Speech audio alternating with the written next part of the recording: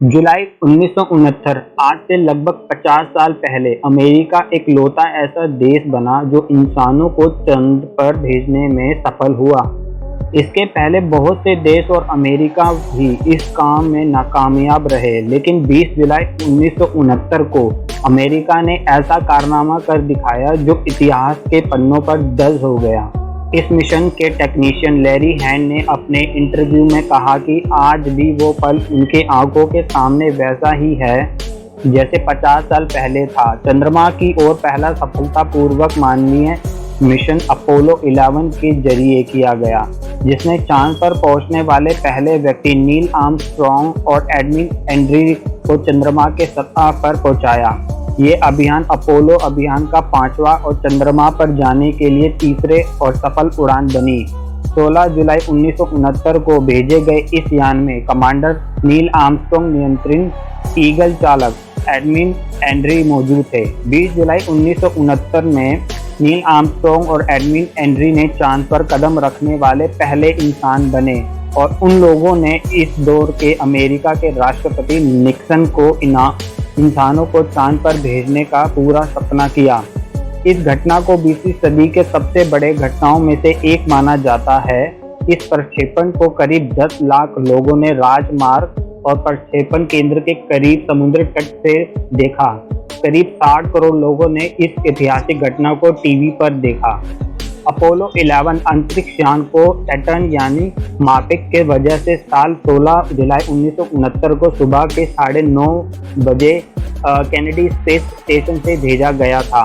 सिर्फ 12 मिनट के अंदर ही ये पृथ्वी के कक्षा में प्रवेश कर गया और पृथ्वी का एक चक्कर लगाने के बाद इस IVP नाम के रॉकेट ने उसे चंद्रमा के कक्ष पर डाल दिया और इसके ठीक 30 मिनट के बाद सैटर्न अंतरिक्ष यान रॉकेट के आखिरी चरण से अलग होकर चंद्रयान ईगल को लेकर चंद्रमा की तरफ आगे बढ़ने लगा। 19 जुलाई अपोलो चंद्रमा के पीछे वाले हिस्से पर पहुंचा और अपने रॉकेट की सहायता से चंद्रमा के कक्ष में पहुंच गया। चंद्रयान के उतरने के लिए क्वालिटी को चुना गया क्योंकि ये जगह समतल थी। रेंजर 8 सैटर्न 5 ओलियनो ऑर्बिट यान के जरिए पता लगाया गया था। 20 जुलाई 1969 को चंद्रयान ईगल मुख्यालय कोलंबिया से अलग हो गया। कॉलिन जॉब अकेले ही कोलंबिया यान में रहकर निरीक्षण कर रहे थे ताकि उसे चंद्रमा के सतह पर उतरने में कोई दिक्कत ना आए। इसके नील आर्मस्ट्रॉन्ग एडविन ईगल के जेट इंजन को स्टार्ट कर चंद्रमा पर उतरने की तैयारी में करने लगे। यान लैंडिंग की प्रक्रिया शुरू होने के बाद नील आर्मस्ट्रॉन्ग ने प्रक्षेपण के दौरान दूर जाने का संकेत स्पेस सेंटर को भेजा। ईगल अपने निर्धारित समय से 4 सेकंड आगे चल रहा था। इसका मतलब यह था कि वह चुने गए जगह से मीलों दूर उतर सकते हैं। तभी ईगल कंट्रोलर और डायरेक्टर कंप्यूटर ने खतरे के संकेत भेजने शुरू कर दिए, जिससे नील आर्मस्ट्रॉन्ग और एंड्री, जो कि खिड़की से बाहर का नज़ारा देखने में मशहूर थे, उनका ध्यान उनके कंप्यूटर पर गया। और मैं लोगों से गुजारिश करता हूँ कुछ देर मौन व्रत रहकर कुछ घटनाओं को याद किया जाए, अपने अपने तरीके से ऊपर वाले का शुक्रिया अदा करें।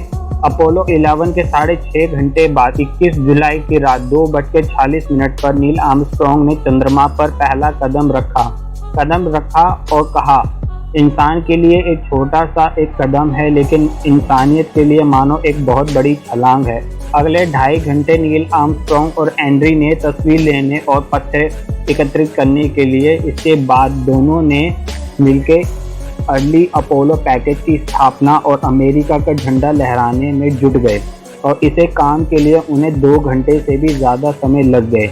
इसके बाद तकनीकी बाधा और ख़राब मौसम के बावजूद चांद की सतह से टीवी पर सीधा प्रसारण शुरू हो गया और ब्लैक एंड वाइट था, जिसने 10 करोड़ से भी ज़्यादा लोगों ने सीधा प्रसारण को देखा। वीडियो अगर अच्छी लगी हो तो लाइक, चैनल को सब्सक्राइब जरूर कीजिएगा।